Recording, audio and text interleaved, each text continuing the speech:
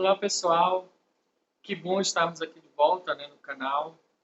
Eu fiquei um tempo sem postar aulas, eu peço até desculpa para vocês, realmente são muitas atribuições aí no dia a dia, e eu acabei me enrolando um pouco e não consegui gravar aulas aí quase um mês aí sem postar nenhum conteúdo. Mas hoje a gente vai postar um conteúdo que eu acho que é bem interessante para vocês, que eu vou explicar daqui a pouquinho. E eu também queria pedir que, se vocês tiverem sugestões de conteúdos, que vocês possam postar aqui nos comentários desse vídeo ou de qualquer vídeo e eu tento gravar para vocês. Como vocês sabem, esse canal ele tem um foco na bioquímica clínica. Então, tudo que é relacionado à bioquímica clínica, de ensaios laboratoriais, fisiopatologia de doenças, algum marcador bioquímico específico, sobre qualquer um desses conteúdos, vocês podem pedir sugestões e a gente tenta gravar algum conteúdo que seja útil para vocês. Hoje eu vou demonstrar para vocês nessa aula a forma de fazer um ensaio por metodologia cinética de forma manual. Então, muitas vezes é necessário que você faça isso usando apenas um espectrofotômetro. Como eu já comentei em outras aulas, a maioria da bioquímica é feita de forma automatizada, mas existem ainda lugares, existem situações em que você pode ter que fazer esse ensaio no espectrofotômetro, seja ele com ou sem termostatização, e isso que a gente vai comentar nessa aula de hoje. Eu pretendo fazer uma aula bem curta, mas bem esclarecedora para quem tem dúvida sobre esses procedimentos manuais. Inclusive, a gente tem no canal pessoas que são até de outros países, que são menos desenvolvidos e que podem ainda ter necessidades de fazer esse ensaio de forma manual. Então, a segunda parte da aula vai ser a demonstração do experimento no espectrofotômetro, ok? Então, vamos à aula. Então, pessoal, vamos para a segunda parte aqui da nossa aula demonstrativa, onde a gente vai demonstrar como realizar um ensaio cinético utilizando um espectrofotômetro sem termostatização. Na verdade, isso aqui é uma improvisação, certo? Quando você não tem um espectrofotômetro termostatizado e que pode ser facilmente feito em qualquer laboratório para se fazer uma dosagem em metodologia cinética. O que seria um espectrofotômetro termostatizado? É um equipamento onde, dentro da célula onde fica as cubetas, ele controla a temperatura. Então, é um equipamento que existe em muitos laboratórios, mas nos laboratórios mais simples, esse equipamento não existe, ou seja, poucos laboratórios têm essa tecnologia de ter um espectrofotômetro com a cubeta termostatizada. Quando a bula vem descrita que você precisa ter isso, não fique apavorado se você não tiver um espectrofotômetro com essa tecnologia ou com esse equipamento. Então, dá para se fazer um teste improvisando, utilizando essa metodologia que eu vou demonstrar para vocês, tá? Na aula de hoje. Então, o primeiro passo, aqui no caso da técnica que a gente vai fazer, que é a dosagem da TGP, que é uma enzima hepática, ele pede para preparar o reagente de trabalho. Então, essa preparação está descrito na bula, que tem que ser uma parte desse reagente que é o substrato com 4 partes do reagente tampão. Então, é isso que a gente vai fazer, tá bom? Eu vou pipetar 1 ml do reagente substrato.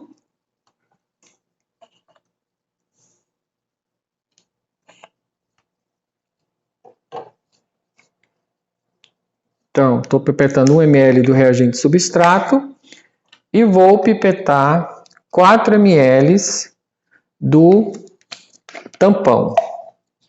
Isso é para preparar o reagente de uso, né? Ou o reagente de trabalho. Então, 1, 2,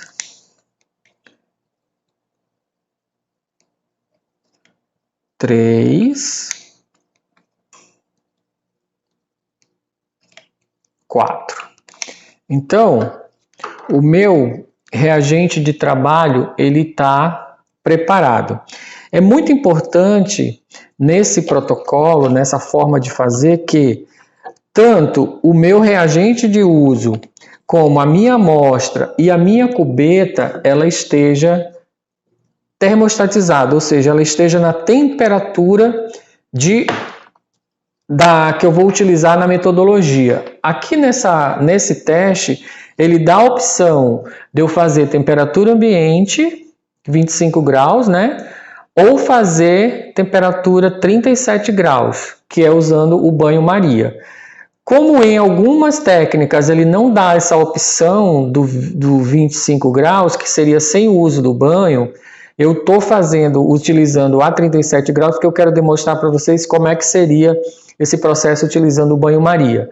Então, é muito importante que dessa forma que a gente vai fazer, o banho-maria fique do lado do espectrofotômetro, ok? E, como eu já falei, que você tenha o seu reagente de trabalho lá no banho o tempo todo, ele só vai sair de lá no momento que ele vier para o espectrofotômetro. A sua cubeta, como aqui no compartimento do espectrofotômetro ele não está termostatizado, a sua cubeta também vai estar dentro do banho, na temperatura desejada, e a sua amostra também vai estar termostatizada, ok? Então é muito importante que a gente mantenha todos os elementos que vão fazer parte do ensaio no banho-maria. Agora a gente vai demonstrar para vocês como é que é a execução do teste conforme a bula nos orienta. Então, a bula orienta o seguinte procedimento, que eu vou ler aqui para vocês. Ele diz, homogeneizar e ler a absorvância inicial após 1 minuto. Ao mesmo tempo, acionar o cronômetro e ler a absorvância novamente após exatamente 1, 2 e 3 minutos. O que significa isso? Eu vou pegar o meu reagente de uso ou reagente de trabalho, vou adicionar no espectrofotômetro. Esse espectrofotômetro ele pode estar zerado com água destilada previamente, ok? E aí eu vou colocar o meu reagente de trabalho já na cubeta no espectrofotômetro e vou adicionar dentro do espectrofotômetro a minha amostra, tá? Quando eu adicionar, eu tenho que ter do lado um cronômetro, tá? Que eu vou disparar esse cronômetro e vou ler absorvâncias após 1 minuto, 2, 3 e 4 minutos, após a adição da amostra no equipamento, tá? Então, pessoal, uma vez que eu termostatizei o meu reagente, que já está dentro do espectrofotômetro, eu vou pipetar a minha amostra, né, no reagente dentro do equipamento. Então, no momento que eu adicionar a amostra, eu posso disparar o meu cronômetro, posso homogeneizar aqui tranquilamente e vou verificar agora o aumento da absorvância que vai ser proporcional à atividade enzimática. Então, após 1 minuto, né, que eu adicionei, eu vou anotar a primeira absorvância, tá? Então, aqui nós estamos com 30 segundos agora, está em 0,690. Então, esse aumento aqui, ele vai ser proporcional à atividade enzimática. Se a amostra for uma amostra de um paciente com algum problema hepático, esse aumento vai ser muito mais pronunciado. Se ele for um normal, o aumento ele não é tão característico, tá bom? Então, deu 1 minuto, 0,693. Então, essa é o meu T0. Depois eu vou mostrar para vocês como que serão feitos os cálculos da concentração.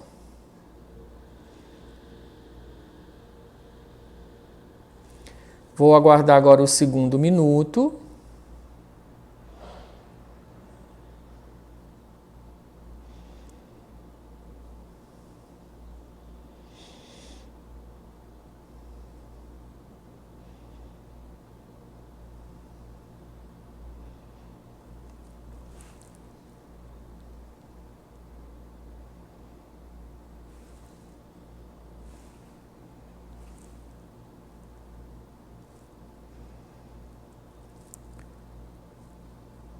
Cinquenta e sete, 58, 59, 2, 0, 696, ok? Esse é o T1, que é o segundo minuto.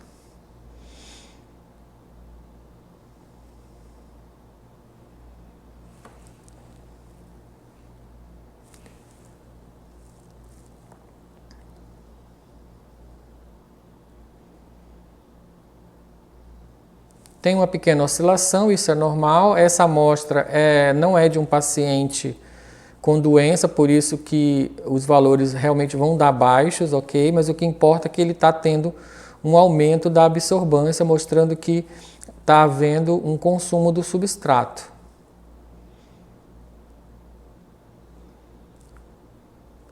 Dois minutos e meio agora.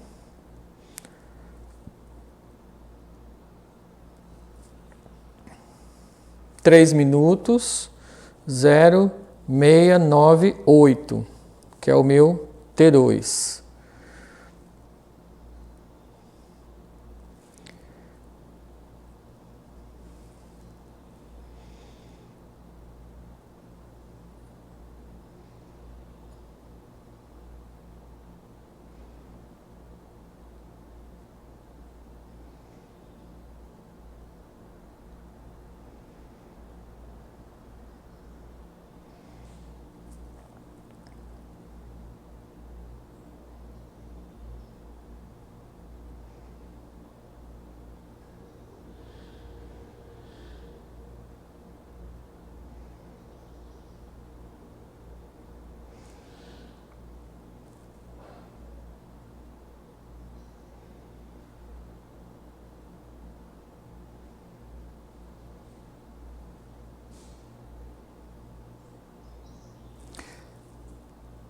Deu 4 minutos, 0,696. Houve um...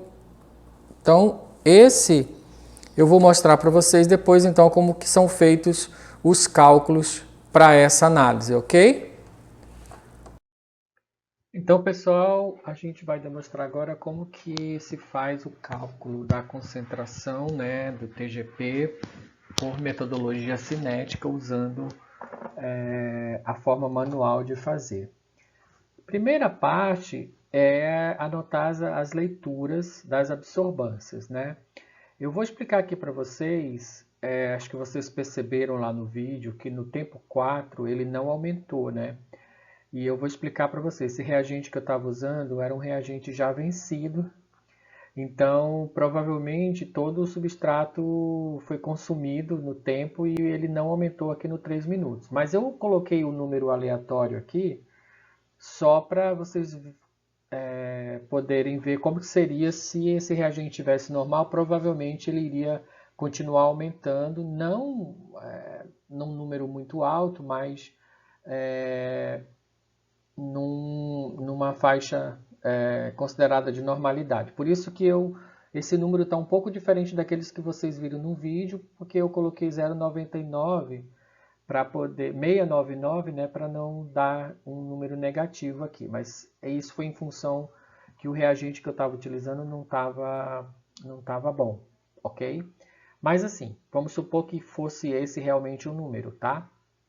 Então você teria na primeira leitura 0,693, na segunda leitura 0696, na terceira leitura 0698 e na quarta leitura 0699. A segunda parte desse cálculo é fazer o cálculo do delta, que são as diferenças das leituras entre os pontos, né? Então eu diminuo o T1 do T0, que aqui no caso 0696 menos 0693 deu 003, o T2 menos o T1, que seria 0698 menos 0693, 005, e o T3 menos o T2, que no caso seria 0699 menos 0698, 0,001. Depois eu faço a média dessas deltas, né? Somo os 3 e divido por 3, então deu uma média aqui 0,003. E neste caso a bula ela me dá um fator, né, de multiplicação, né, um fator de calibração, dependendo da temperatura que eu utilizei. Nesse caso eu usei 37 graus, então ele manda multiplicar por 1740. Então multiplica 1740 vezes 0,003, eu tenho um valor de 5,22, aí no caso é unidade por litro. Sabendo que a TGP, os valores de referência vão até mais ou menos 35, 34, esse valor estaria dentro do valor de referência, ou seja, seria de um paciente que não tem provavelmente nenhuma alteração hepática aí, pelo menos mediada pelo TGP, tá bom? Esse cálculo ele pode ser feito, praticamente todas as metodologias cinéticas usam essa mesma lógica de raciocínio, usando esse mesmo tipo de cálculo, né, de maneira de avaliar. Sempre você tem que prestar atenção ao fator que você vai utilizar, que vai depender da bula que você está utilizando, do fabricante, né, que você está utilizando, e da temperatura do banho que você utilizou para fazer a leitura. Tá bom, gente?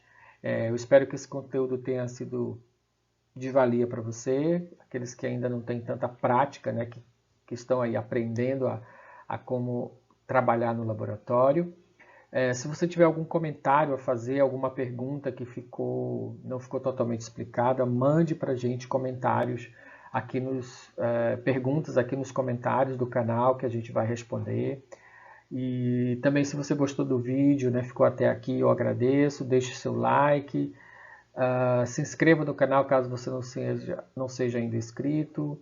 Também marque o sininho, né, para que você receba notificação de novos vídeos quando a gente postar esses conteúdos, tá certo? Eu agradeço e fico à disposição, tanto no e-mail como também aqui nos comentários para qualquer dúvida que vocês tenham, tá? Até a próxima aula.